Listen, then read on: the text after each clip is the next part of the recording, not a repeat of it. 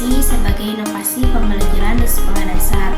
Pengertiannya, menurut Wina Sanjaya, mendefinisikan inovasi pembelajaran sebagai suatu ide, gagasan atau tindakan-tindakan tertentu dalam bidang kurikulum dan pembelajaran yang dianggap baru untuk memecahkan masalah pendidikan.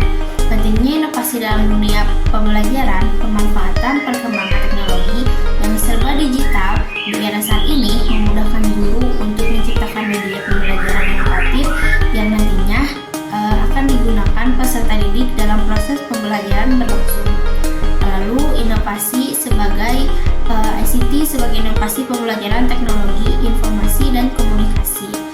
Teknologi informasi menekankan pada proses manipulasi dan pengelolaan informasi. Teknologi komunikasi berkaitan dengan bagaimana mentransfer informasi kepada sasaran melalui berbagai perangkat atau media komunikasi. Lalu ada manfaat teknologi informasi dalam pembelajaran sebagai jika dapat digunakan untuk membantu pekerjaan administratif, lalu dapat digunakan untuk membantu mengemas bahan ajar atau kebutuhan tingkat menengah, lalu dapat digunakan untuk membantu proses manajemen pembelajaran, lalu dapat digunakan untuk mendukung teknis dan meningkatkan pengetahuan agar dapat mewujudkan self-learning creation. Lalu tentunya ada kelebihan dan kekurangan teknologi informasi dalam pembelajaran. Kelebihannya, konektivitas untuk pembelajaran akan mudah saling terhubung dan berkesinambungan dengan setiap informasi yang sudah ada.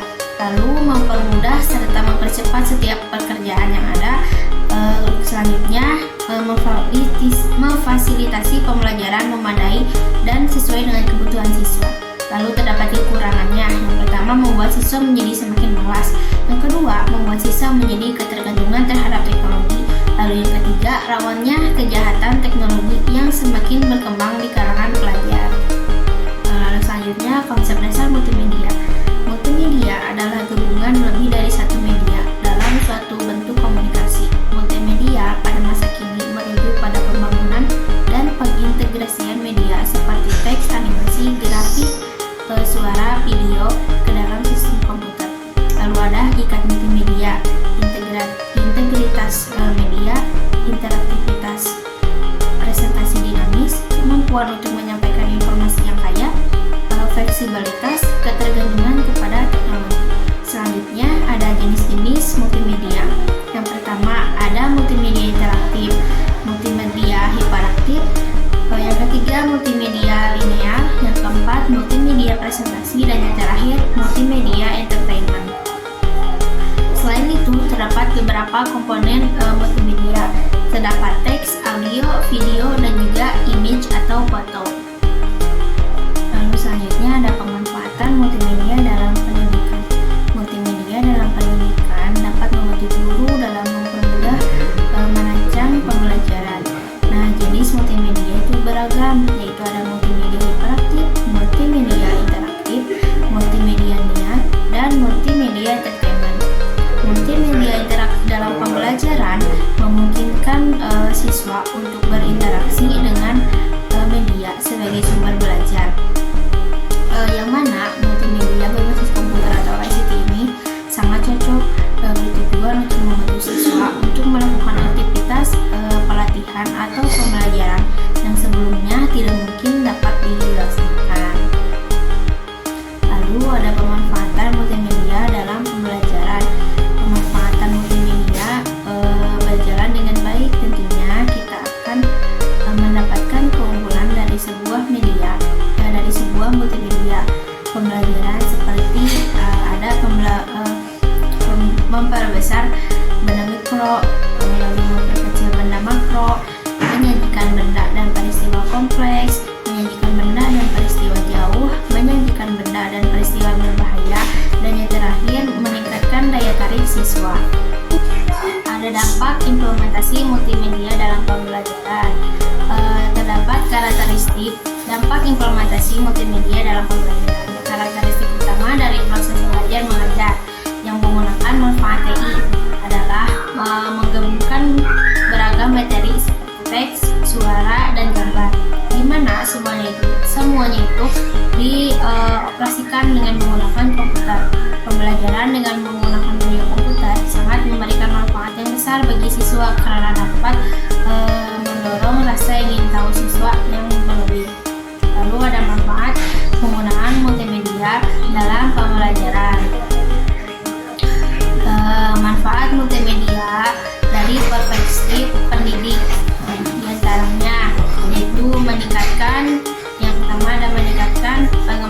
pengemasan materi pembelajaran dari yang saat ini dibangun. Lalu yang kedua ada strategi konsep pembelajaran baru dan inovatif efisien. Yang ketiga ada pemanfaatan aktivitas akses pembelajaran. Yang keempat menggunakan sumber daya yang terdapat pada internet. Yang kelima menerapkan materi pembelajaran dengan multimedia. Lalu ada manfaat dari perspektif peserta didik. Yang pertama ada meningkatkan komunikasi dengan peserta didik dan juga pendidik. Lalu ada yang kedua, lebih banyak materi pembelajaran yang tersedia yang dapat diakses tanpa memperhatikan ruang dan waktu. Lalu ada yang ketiga, berbagai informasi dan materi terorganisasi dalam suatu wadah pembelajaran offline dan juga online. Nah, setelah itu terdapat kelebihan dari dampak implementasi multimedia dalam pembelajaran. Yang pertama, harus tersedianya komputer ya tentunya. Yang kedua ada relatif mahal, tentu saja komputer mahal. Yang ketiga ada perlunya keahlian khusus untuk menggunakannya. Yang keempat, perlu adanya keahlian untuk mengembangkan media tersebut. Lalu yang terakhir ada pengembangan media pembelajaran berbasis IT.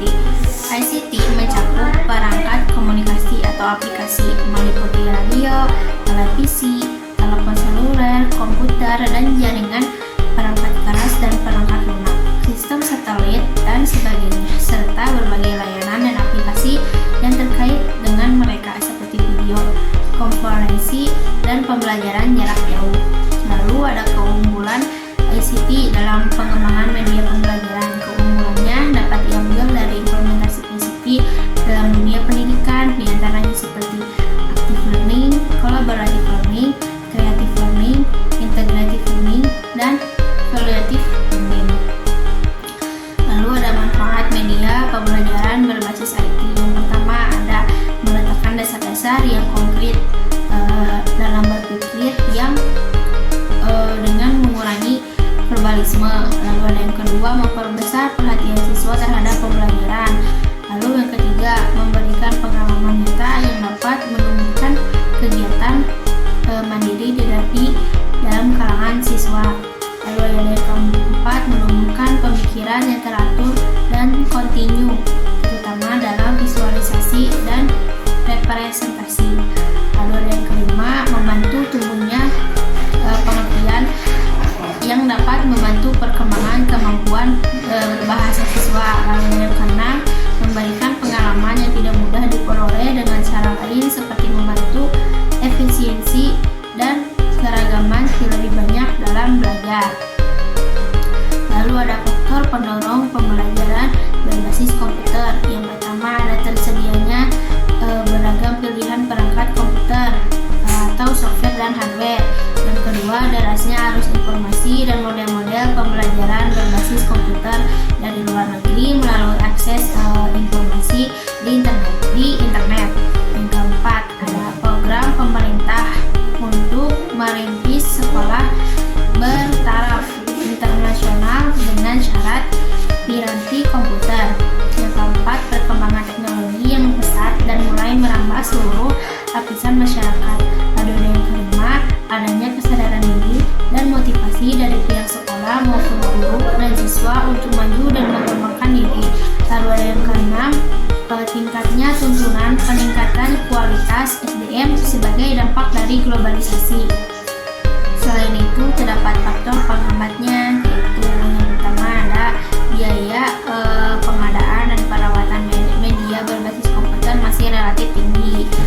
Lalu ada yang kedua, diperlukan ahli atau teknisi atau orang yang berkompeten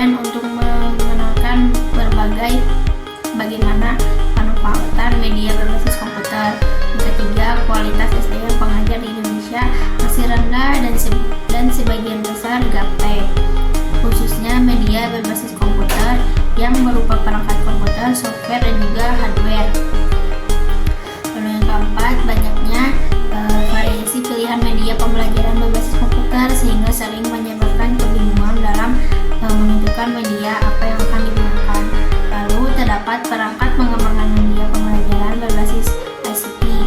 Perangkat yang diperlukan untuk mengembangkan media pembelajaran berbasis ICT ini meliputi perangkat keras, hardware, atau perangkat lunak. Perangkat keras itu berupa komputer, scanner, speaker, mikrofon, CD-ROM, DVD-ROM, flashdisk atau memori, dan juga kamera digital dan sebagainya.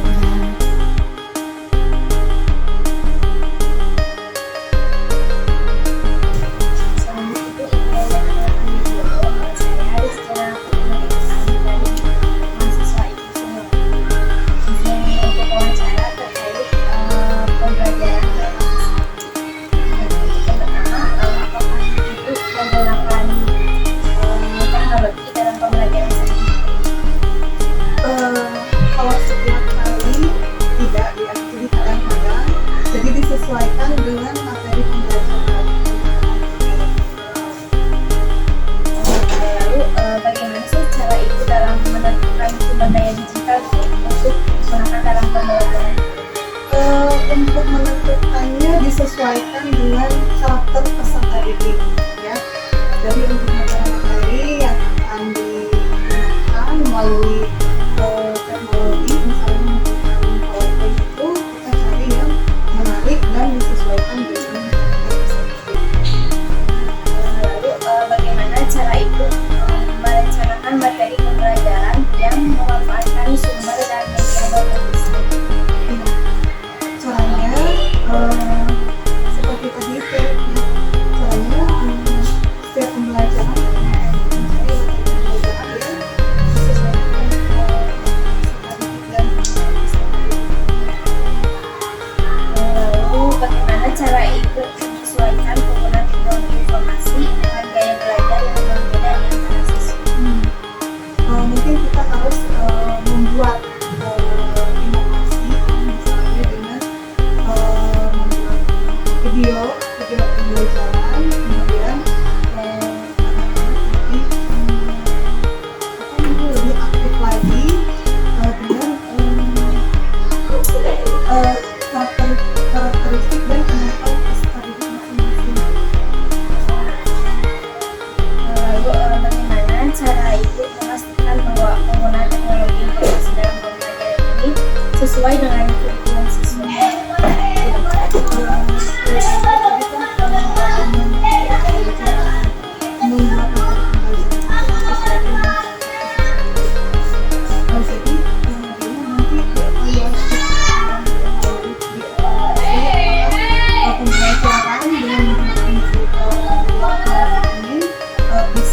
Membuat siswa lebih paham dalam proses pembelajarannya. Kita lihat dari hasil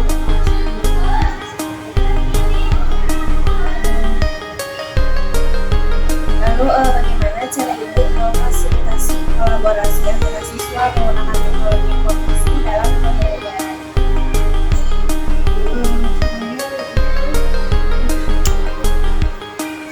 Cara ibu memfasilitasi kolaborasi antara siswa menggunakan teknologi informasi dalam pembelajaran.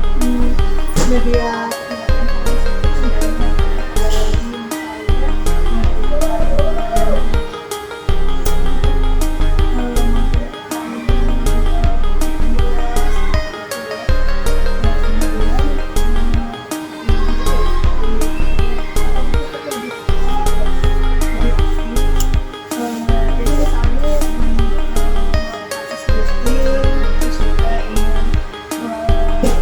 menyanyi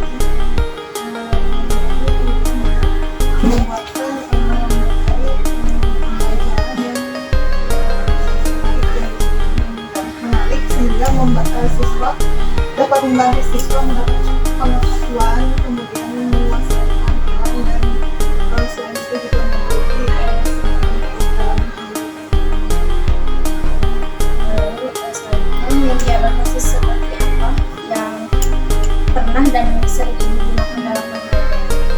Menggunakan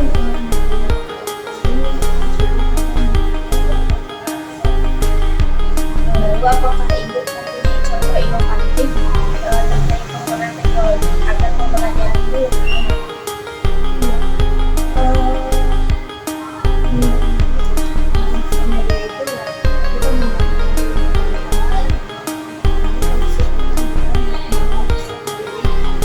sehingga minat peserta didik dalam pembelajaran misalnya selain menggunakan kita lebih karena disitu lebih asik ya, sehingga bisa secara visual anak-anak bisa lebih fokus untuk dalam melaksanakan pembelajaran. Lalu apakah terdapat kesulitan atau hambatan dalam pembuatan atau dalam menerapkan pembelajaran dalam tersebut? Kesulitan dalam menerapkan media pembelajaran adanya yaitu misalnya cara mengakses materi belajar, kemudian kesulitan dalam biasanya karena kan dalam menggunakan media pembelajaran itu kita butuh misalnya proyektor, kemudian ini kan kita terbatas di sekolah, jadi harus ganti juga sama yang lain itu batasnya. Lalu yang terakhir itu bagaimana solusi ibu untuk menangani penanganan tersebut? Untuk menanganinya kita disesuaikan dulu misalnya di jadwal, jadi disesuaikan misalnya dalam seminggu kali menggunakan media pembelajaran karena kan tidak tiap hari karena tadi hambatannya keterbatasan sarana dan prasarana. Nah, ibu sebelumnya ingin perkenalan diri dulu. Nama saya Rizkina Putri Muteka dari Sekolah. Sebelumnya dengan Ibu Wilda, pelajar kelas 5. Izin wawancara ya Bu, terkait pembelajaran berbasis IT di sekolah. Apakah Ibu menggunakan teknologi inovasi dalam pembelajaran sehari-hari di kelas? Ya pasti kan harus mengikuti perkembangan zaman, lalu textbook atau menonton kan pasti anak-anak bosan ya kalah dengan games yang mereka main di rumah. Jadi itu pasti dalam seminggu itu kita pakai IT sih, tapi nggak setiap hari, dilihat dulu materinya apa. Lalu bagaimana cara Ibu menemukan sumber daya digital pendidikan dalam pembelajaran? Cara saya ya di sini pasti lihat materinya cocok juga, misalnya mau dipakai games bisnis atau apa itu dilihat dari cocok atau tidak, atau hanya misalkan ini mah materinya cocoknya cuma pakai video atau cuma slide atau kayak gitu ya, dilihat materinya sih caranya gitu, melihat isi materinya. Lalu bagaimana cara Ibu merencanakan materi pembelajaran yang memanfaatkan sumber dan media berbasis web? Cara saya Memanfaatkan sumber dan media berbasis web, merencanakan materi pembelajaran. kemudian kan kita membuat dulu aja nih pakai seperti itu, kemudian kan lihat pakai itu lihat indikatornya, tujuan pembelajaran, kemudian disesuaikan dengan Kemudian bagaimana secara Ibu menyusun penggunaan teknologi informasi dengan gaya belajar sesuai yang berbeda-beda? ya, karena gaya belajar siswa berbeda-beda, tapi kan nggak mungkin tiap siswa di kotak-kotakan ya. Soalnya ini gaya belajar visual di sini, auditori di sini, terus kinesthetik di sini, kita semuanya disatukan, tapi dalam satu materi itu kita masukkan 3 media yang mengakomodir gaya belajar mereka. Jadi semuanya ikut, misalnya nonton ya semua ikut nonton walaupun dia kinesthetik auditori misalnya, atau bikin lagu semuanya coba bikin lagu, terus kinesthetik semuanya mencoba. Jadi walaupun dia gaya belajarnya khusus misalnya ya dia visual atau apa gitu, tapi diberikan pengalaman belajar yang berbeda-beda, disamakan gitu. Bagaimana cara Ibu memastikan bahwa penggunaan teknologi informasi ini itu dalam pembelajaran sesuai dengan kebutuhan siswa? ya, jadi pasti di akhir pembelajaran kita evaluasi. Ketika diberikan evaluasi, tujuan pembelajaran kita tersebut tercapai, oh berarti media yang kita gunakan ini sudah sesuai. Kemudian juga selalu merefleksi ya di akhir pembelajaran dengan anak juga disuruh menulis perasaannya hari ini bagaimana. Mereka sih kalau menggunakan media senang ya, jadi dengan refleksi dan evaluasi itu kita tahu tujuan pembelajaran tersebut. Lalu bagaimana cara Ibu memfasilitasi kolaborasi antara siswa menggunakan teknologi informasi dalam pembelajaran Biar berkolaborasi gitu ya. Biasanya kan kalau nggak semua anak bisa menggunakan teknologi ya Bu.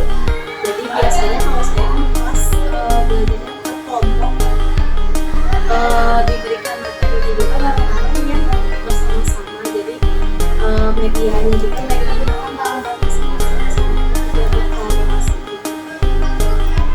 Lalu media berbasis IT seperti apa yang pernah Ibu gunakan dan juga sering Berbasis IT pasti kan kalau media melalui video ini ya, terus melalui games ya, ada akun ya, bisnis, terus ada foto juga.